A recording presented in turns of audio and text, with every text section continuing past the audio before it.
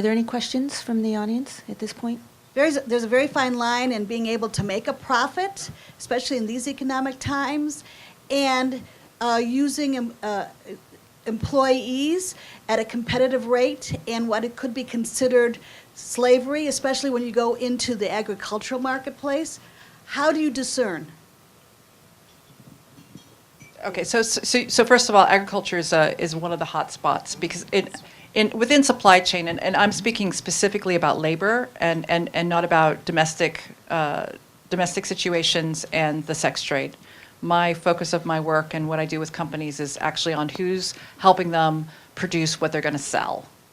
And in that case, agriculture is anything where you harvest or you catch or you mine or possibly where you stitch. Those are the real points. And yes, slave labor, by definition is free. So the definition is not paid, can't leave, often by force or threat of violence. So can't leave and not paid are the two defining factors.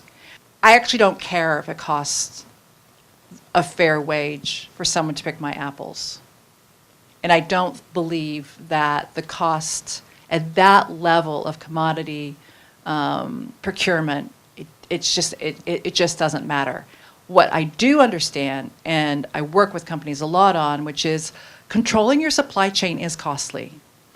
Companies, food companies, clothing, the apparel and footwear industry, they spend a lot of money checking their supply chains. And so that argument I am sensitive to.